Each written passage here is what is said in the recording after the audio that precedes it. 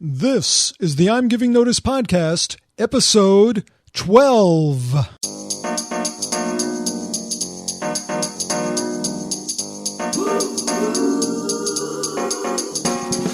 This is the I'm Giving Notice podcast, where you get to take control of life's big three and have the career, relationships, and health that you've always dreamed of. Now, get ready to say, I'm Giving Notice, with your host, Mace Haroff. Well, hello again. This is Mace Haroff. Welcome to the I'm Giving Notice podcast. My guest today is a very interesting and amazing woman. She helps business owners, entrepreneurs, and professionals remove blind spots, experience transformative insights, and create groundbreaking shifts in business and career strategy in very short amounts of time. In 2011, the Miami Herald named her one of the city's top 20 under 40. Wow, what a distinguishing award. She has an impressive client list and is the author of The Stiletto in Your Back: The Good Girl's Guide to Backstabbers, Bullies, Gossips, and Queen Bees at Work. Parenthetically, The Good Girl's Guide to Getting Ahead book. What a great title. It is my pleasure to welcome Michelle Villalobos to the show. Hello, Michelle. Hi, Mace. How are you? I am doing great. I love the title of your book. Thank you. So let me begin. I want to find out something about you, and I find that one of the best ways to learn about someone is to ask their favorite quote. What's yours? My favorite quote is, "It's not who you know, it's who knows you and what they say when you're not around. That's your brand." That's the first part has been around for a long time, but I added that part about and what they say when you're not around, because that's what I'm all about. So what do people say about you when you're not around? Well, I hope they say exactly what I say about myself, which is that I am a brilliant brand stormer and creative genius when it comes to helping thought leaders and rising stars bring their message to the world. Very cool. Well, we'll get to more of that in a little while, but I first want to find out, what did you do in your previous corporate life? So I had a lot of jobs, probably because I was so unfocused and I didn't really know who I was or what I wanted to do with myself for many, many years. So I went through, I had been a teacher. I was a math teacher in New Hampshire. I was a sales assistant. I worked at an art gallery. I was a ski valet in Vail, Colorado. Wow. I was also, and then my more the real kind of higher level work started when I moved down to Miami and I got into real estate, which lasted for about a year. And from there, I entered the world of magazine publishing, and I stayed there for about 7.5 years. I was the associate editor of this magazine called Ocean Drive Espanol, and then I became the associate publisher and ultimately the executive publisher of that magazine. And it was from that role that I transitioned into becoming an entrepreneur and into doing what I do now.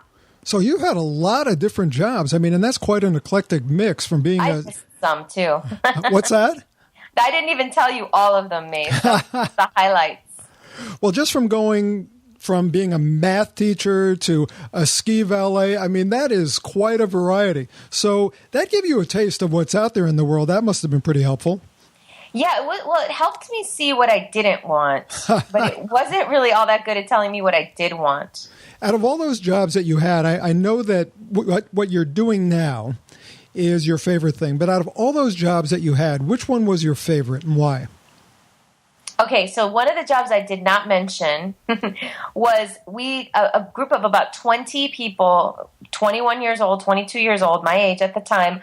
We all got hired by Warner Lambert, which was launching a brand new chewing gum called Dentine Ice.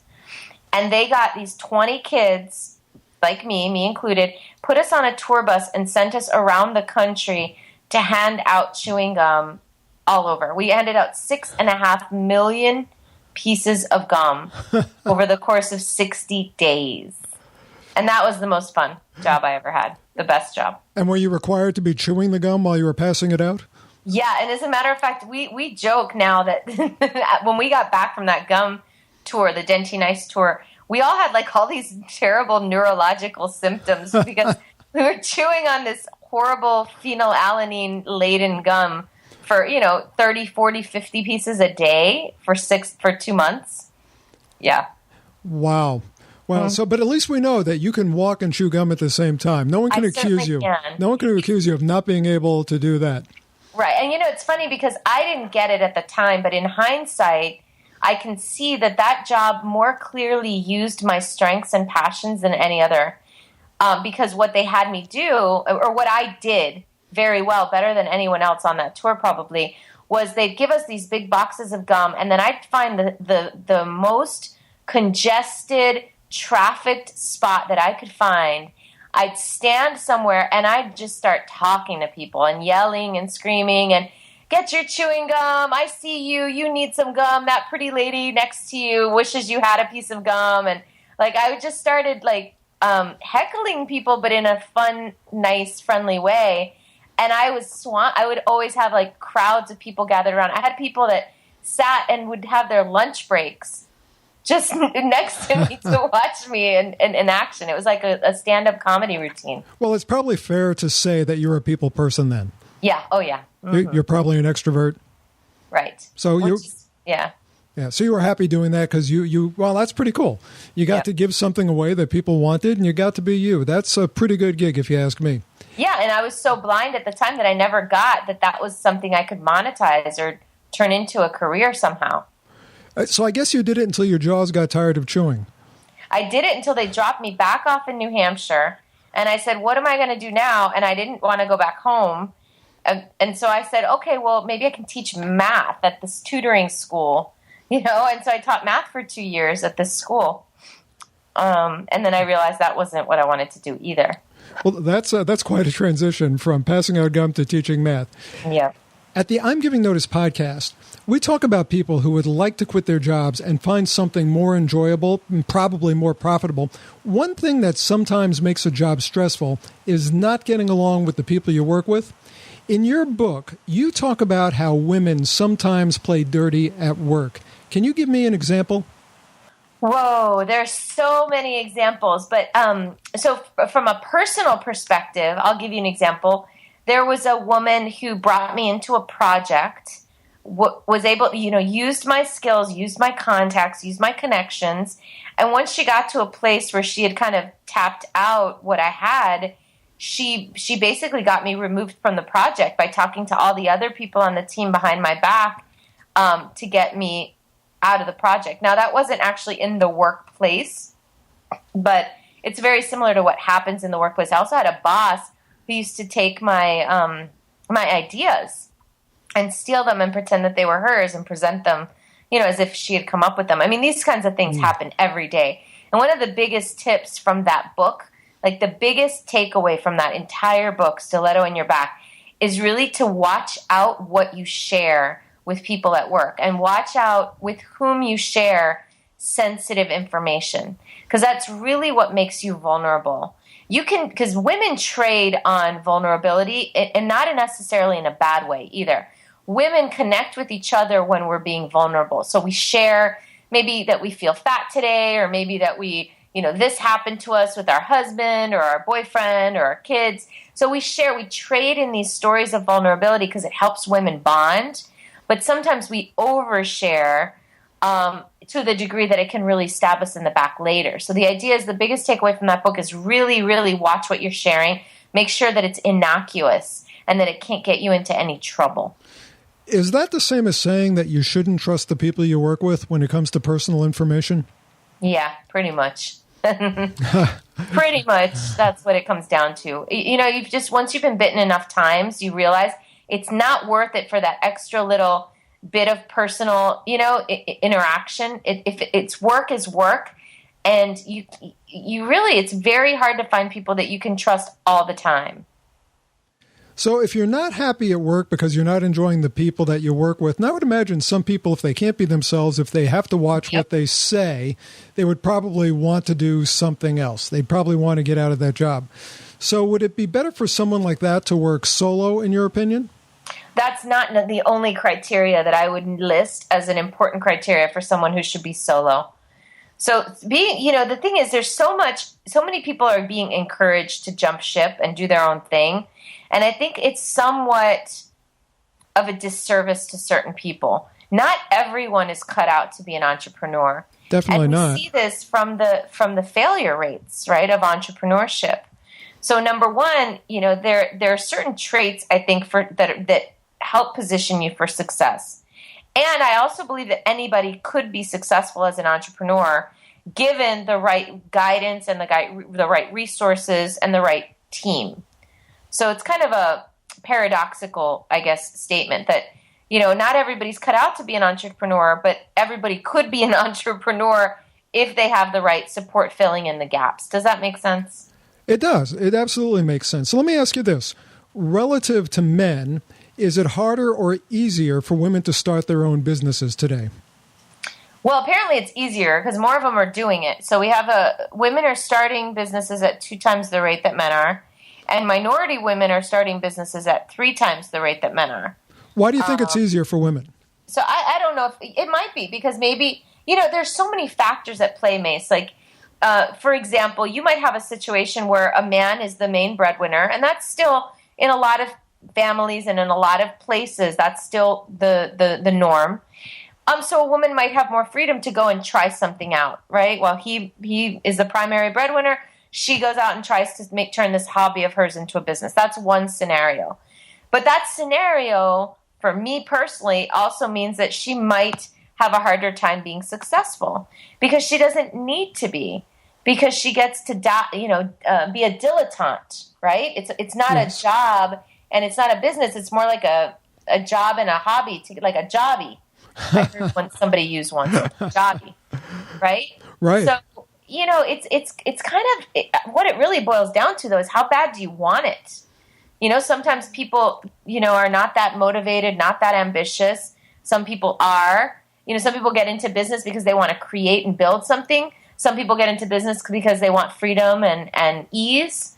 So, a lot of it depends on what's your vision in getting into business, and do you have a model that matches that vision? Do you think when someone's in a tight position, when, for example, whether it's a man or a woman, that person is the solo breadwinner, in other words, they have to make it work, that makes a difference? Is that what you're saying? I do.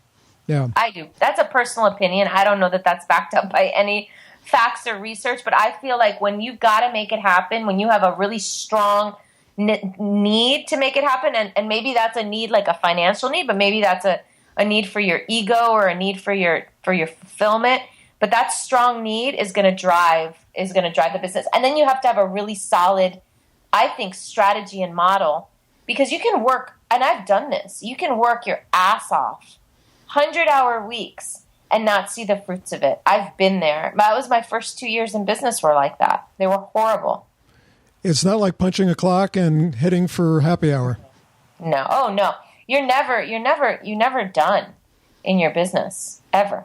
What you described, a lot of entrepreneurs call the baby effect. In other words, it's when somebody gets married and the first baby comes along, there seems to be a shift in their business. Suddenly it becomes more serious, they become more focused, and they realize more success. Oh, I believe it. I didn't know about that, but that makes total sense. Yeah, so what holds people back, do you think? There's a lot of people who would love to quit their jobs. They'd love to be able to say, I'm giving notice. That was my dream for many years. What do you think holds people back from leaving, in your opinion? Well, I would hope that it's that they don't have a plan. Because I think that they need a plan. And that's what I didn't have when I left. And I feel like had I had a better plan and had I done some of the foundational work, I could have probably saved myself a couple years of real hardship and struggle that I don't know served me all that well. So if you had it to do over, obviously you would create a plan. Yes. What steps would you recommend that someone goes through to create that plan? Step one is I'd go through a set of basic personality type tests and aptitude tests. Step one. So what's someone going to learn from taking those personality and aptitude tests? How will it help them? It depends on which ones, but there's one in particular that I give to all my clients called Wealth Dynamics. It was created by Roger James Hamilton, And Wealth Dynamics gives people one of 8 profiles, wealth generating profiles. So, to in a nutshell, it'll tell you the difference between somebody who's a quote unquote creator type, like a Steve Jobs or a Walt Disney, versus someone who might be a Lord type, who is like a CFO person that likes to look at spreadsheets all day, or a deal maker type who's like a Donald Trump that would be best served by finding deals and putting people together. So there are different ways of generating wealth, different models that work for your personality. So mine personally, my type is I'm a star profile. And yet I spent the first 30 some years of my life trying not to be a star, because I was, I grew up in a Latin family, in a Latin culture where girls were encouraged to be quiet, to be seen and not heard, all that stuff. So if I had gotten earlier on that, listen, you're a star, and the way you're going to make money is by being a star and promoting something and being on a stage or being on a big platform, had someone told me that, had I gotten that 10 years ago, that would have helped me really find a model that I would enjoy and that would drive the wealth a lot faster. And that way you wouldn't have had to experiment through all those different jobs to figure out which one was for you. You would have had a better idea. Yeah. And it messes with your mindset. Like, I know everybody's all like, oh, failure, you have to have failure to succeed, blah, blah, blah. It's true. But there's also a success mindset that gets put into place when you succeed a lot. And my first few years in business were full of failures, like failure after failure. And I got really disheartened. I got sick. My health suffered because of it. So there's something to be said for early success too. You don't just want to fail. No, you if you're going to fail, it should go somewhere positive. That is for sure. Don't struggle at it for 2 years, like failing, right? Right. So many people, when they're thinking about quitting their jobs, they have a, well, I think I'll try this mindset. You'll often hear people say, well, I think I'll try real estate. Or I think I'll try sales. You got it. Or I think I'll become an actress. And just imagine if your brain surgeon did that. I hope you don't need a brain surgeon, but if you did, one day he woke up and said, I think I'm going to try brain surgery. Yeah. You have to have a plan, and that's what you're saying. But I really like the idea of assessing really how you're programmed, what you're going to enjoy doing and what you're going to excel at. That's great advice. I'm going to list that how people could get in touch with you if they're interested in getting that assessment. I'll have that on the show notes. Oh, sure. They could Google it too. We don't make money off of doing those. We give them to our clients. So they could just Google Wealth Dynamics, and it'll pop up. It's very well known, very respected. It's a solid test. Okay, great. Thank you for that tip. You speak a lot about the differences between men and women in the workplace, etc. If a woman wants good career advice, is she more likely to receive it from a woman or a man? Both. She needs both. Why is that? What differences could she expect to get between men and women? How is that advice going to be different, do you think? It is different. It's definitely different. Women are very nurturing and caring, right, and empathetic, by and large, right? So yes. We want to help. We want to support. And then men are more prescriptive. So they'll give you solutions and answers, and they're more action-oriented. And that might sound super stereotypical, and there might be some people that don't like to hear that. But that's just, sort of evolutionarily programmed into us. There's some basic, by and large, there's some basic distinctions. And so I found in my life that I get amazing advice from both men and women. The key is to find men and women who are successful in ways that you want to be successful. So you don't want to take advice from an unsuccessful person? Yeah, and it sounds so obvious. However, we do it all the time. We let our best friend tell us what they think. And the best part is, this is what I love. And this is why I've raised my prices recently too, because, and this is something I advocate. If you want to improve your clients, just raise your prices. So in the old days, people that were maybe not paying as much to work with me, you'd give them some advice, you'd sit down, you'd strategize, you'd work with them, and then they'd go off and they'd come back a few days later and say, well, I talked to my husband, and this is what he said. He didn't agree with you, and he didn't agree with the plan we came up with. And the fact is, the husband is not the target audience, right? Right. So, really be careful about whose advice you're listening to. And is this someone who's qualified to give you advice in this arena, in this space? So if your husband's a lawyer and he's giving you advice about how to be a better business coach, that doesn't usually work very well, right? So getting really careful about who you let give you advice and whose advice you actually listen to. And I would say pre-qualify people and only listen to the people that you've decided you're going to listen to rather than any old person, you know? We got on the phone with a person last night who a week ago was jazzed. He had been part of a mastermind that I was in, and he was so jazzed about this idea that he had. And it was this idea that was, you know, I personally was like, well, it's okay. It's an okay brand. And I told him all the reasons that I thought it was okay, and I gave him some ideas that I thought could be interesting to him. And at the end of that, he said, no, I really like my idea. I'm committed to it. And I said, great. Then that's the idea you need to go with, okay? And so he comes back on the call last night, and he's like, well, I talked to a few of my clients, and they thought this and that and blah, blah, blah. And he got completely turned off of his brand that he had been so committed to a week before. And that's when I got up and I said, listen, you need to just commit to it. It's like Google. Is Google a great brand? Yeah. And what does it mean? Who knows, right? Apple, great brand. How does that have anything to do with computers? Like, you know, there's so many brands out there. It's not the brand, the words. It's the brand values. It's what you infuse the brand with that gives the brand, you know, the meaning that people ascribe to it. So, you know, just like same thing, you know, only ignore the haters, make a decision, commit to it, and move forward, and that's it. We're talking about branding now, so this is a great time to segue into this. I had a conversation with branding about someone I think you know, Bruce Turkell, a few weeks ago. Yeah. And we were talking more about the corporate brand. You're an expert on personal branding. How important is a personal brand in business? Personally, I think it's the most important brand. I mean, at the end of the day, you might build 1, 2, 5, 10 businesses in your life, but the brand that sticks with you throughout it all is your name.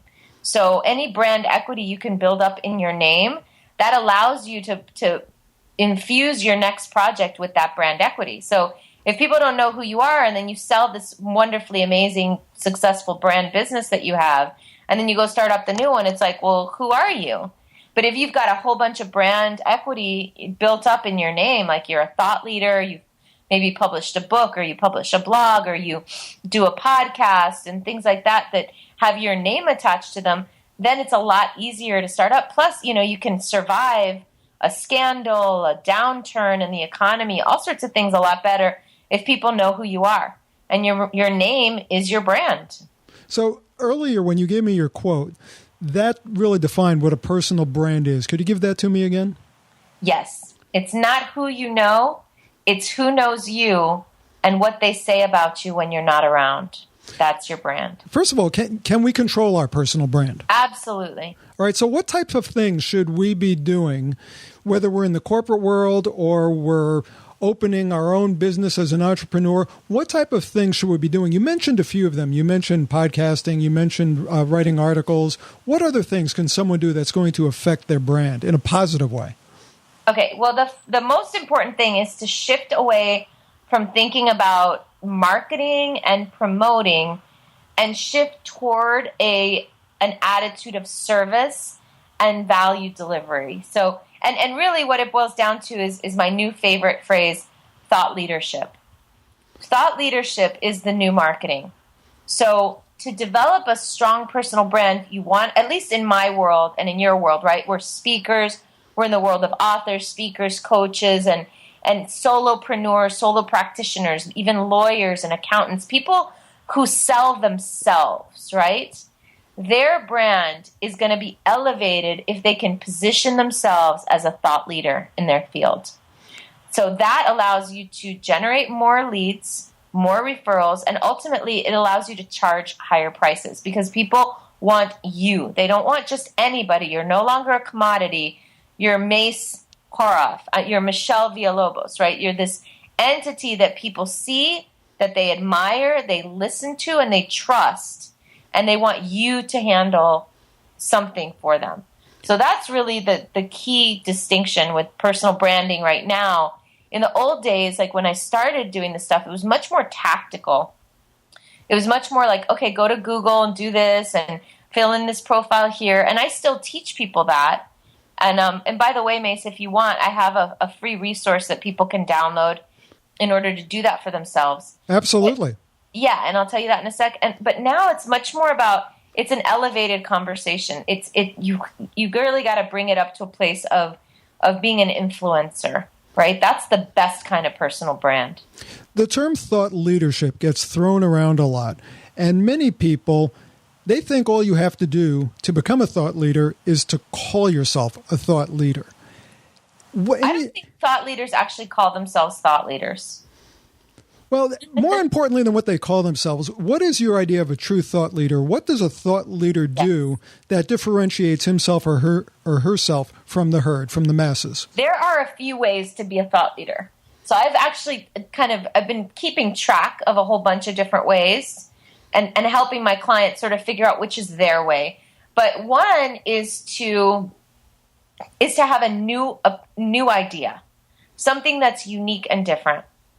So that's the best way, probably, because that unique idea, if it's and it's not just any old idea, it's some sort of game-changing idea. So, like, for example, Seth Godin is a thought leader because he's always coming up with these game-changing ideas.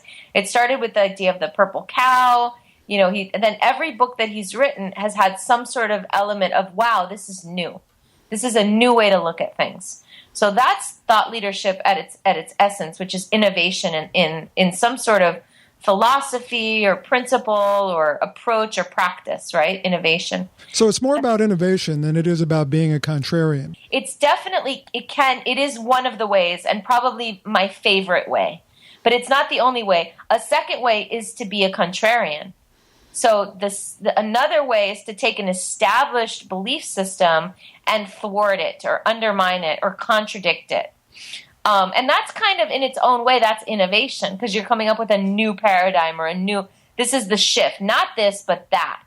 So you can be a thought leader in reaction to an existing dogma or an existing philosophy, right? Sure. And then other ways to be thought leader is to be a trendsetter, right? Someone who's at the forefront of something that other people, they're just drawn to and then they follow.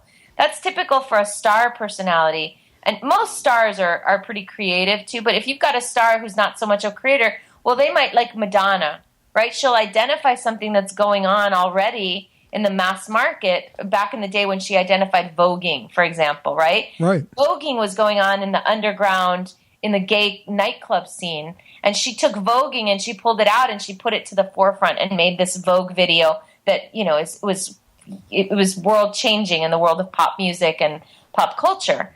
So she didn't invent that. She wasn't an innovator of that, but she was a thought leader, right? By bringing it to the forefront.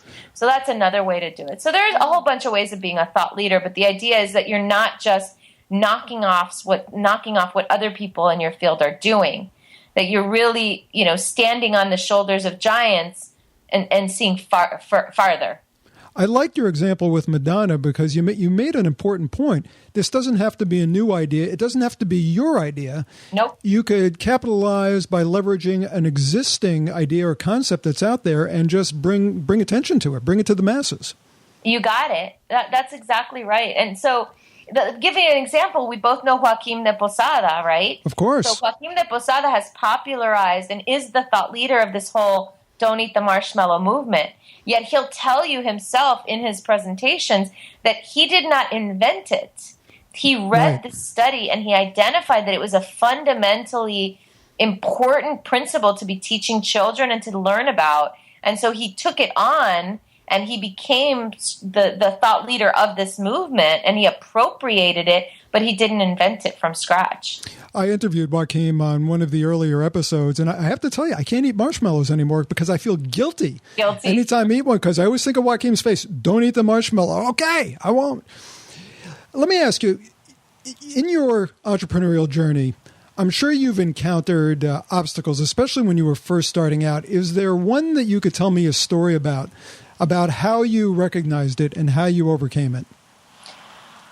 Oh, yeah, so many obstacles. I would say that one of the biggest kind of aha moments that I ever had that got me here so I always joke around that you cannot have an aha moment without having an uh-oh moment first. I love it. Tell me about that. So the uh-oh leads to the aha. So every obstacle has led to some sort of, overcoming and some sort of outcome and improvement, right? So one obstacle was that when I first started my business, people didn't know who I was. And they would go online and they would Google me. And what would come up if you Googled Michelle Villalobos was a whole bunch of different girls named Michelle Villalobos from all over the place, mostly Mexican. And none of them were me. And in fact, one of them was a grad student in Arizona that everybody thought was me, but it wasn't me. And so the uh-oh was that this guy that I wanted to work with, that I had submitted a proposal to, he admitted that he looked me up online, and what he saw, he said, he decided that I wasn't established enough for him to work with. I thank God for him being honest, right? Because I decided, well, okay, if people are going to Google me, then I've got to figure out how to have Google say what I want it to say.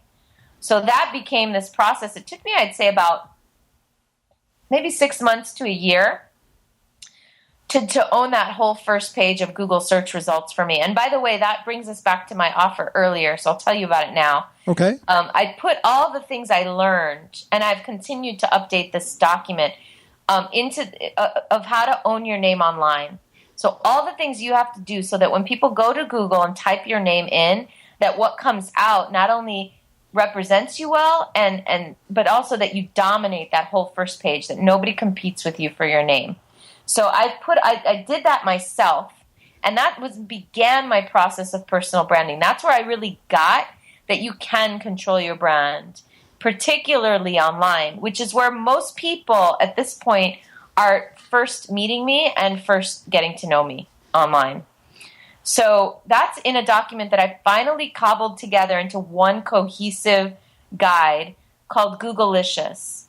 And I'm going to charge $197 for this, but for now, I'm giving it away for free. Wow. For the next until probably December 31st, I'll be giving it away for free, so people can download it at Googleicious.me. So it's GOOGLEICIOUS, all one word, .me. And that people can download for free. And that's everything that I've learned about owning your name online and how to do it and all the steps and all these different ideas for how to own images of yourself online and video and, all of it so that you can dominate that first page of search results. Well, Michelle, thank you. Thanks for sharing that with me and the listeners. I'm going to download that when we get off the line here, and I will put this up on the show notes. Googleicious, it sounds good enough to eat. Yeah, exactly. And Google lets me get away with that. Well, I think, you're also stressing the importance of Google, so it's really a feather in their cap as well. Win-win, yeah. Absolutely. Let's talk about books. Everyone's had a book that they've read that's had an impact on their life, especially people who've written books, such as yourself. What book has had the biggest impact on you? Wow. Well, there's the business answer, and then there's the life answer. Which one do you want? Let's go with the life answer first, because we've been talking about business a lot. All right, so Atlas Shrugged. I read it when I was 19 years old, and I've read it 3 more times since. And it's not, to me, it was life-changing. It's been a huge factor in how I've chosen to be and how I've chosen to live my life. I get that politically speaking, it's not the most popular book. It's got some pretty out there ideas, but on a personal level, the lessons about accountability, self-reliance, independence, excellence, achievement, those are the values that I took away from that book, and that I believe it'll continue to impact me for the rest of my life. And you read that when you were 19. Let me ask you, when you read it now, I imagine you'll read it again, but as you read it later in life, because 19, you're pretty young, does it have a different meaning for you? Yeah, every time I get some more out of it. It's been a few years since I've read it. I'm probably due for a reread. Recently, right now, apparently it's like the sales of the book have shot through the roof recently. So it's probably time for me to pick it back up again, because I haven't read it in about probably 8 or 9 years, maybe 10. What about for business? What's your favorite business book? Well, I loved The 4-Hour Work Week. Tim Ferriss. I do. I just love that book. It changed it really shifted a context for me that business could be anything I wanted it to be. That my life could be anything I wanted it to be. It gave me like this sense of freedom and liberty that even though I was the same person before in the same situation, I didn't have before that book. And you live the 4-hour work week principles, no, I don't you? No? Yet. Not yet. I know in setting up this interview with you, I spent much more time talking to your assistant than I did with you. So that's one of the principles. That is one of the principles, Mace. It is true. So that part's better. I mean, I'm way more efficient than I would be if I hadn't read that book and if I didn't use assistants and stuff like that. But my workload is pretty substantial, and I tend to be a little bit of a workaholic. I'm working on that. Michelle Villalobos, The Stiletto in Your Back. Gosh, I love that title. It's such a sexy image, despite the painful thought that's associated with the stiletto in your back. Where can people go to find out more about Michelle Villalobos? You can Google me, and you'll find all sorts of good stuff. You can Google me. You can go to my website, which is michellevillalobos.com. And that, for the gringos listening, that's Villalobos. And you can misspell it. You can massacre it, and Google will still find me for you.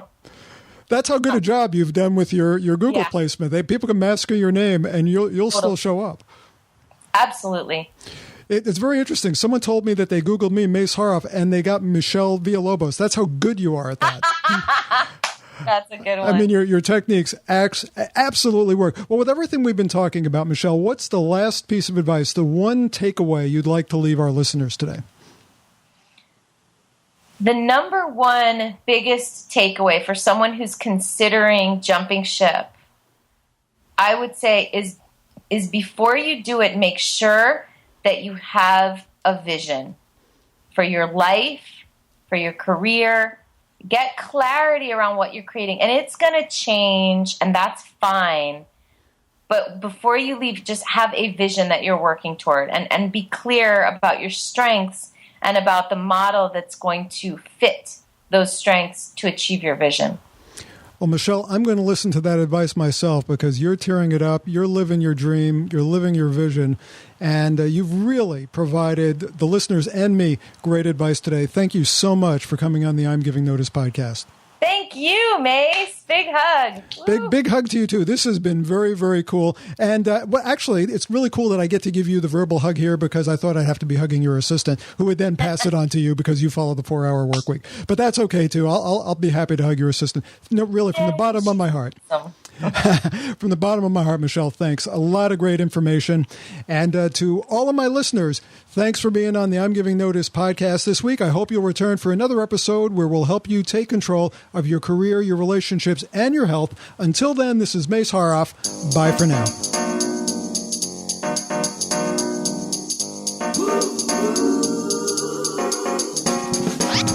This has been the I'm Giving Notice podcast with Mace Haroff.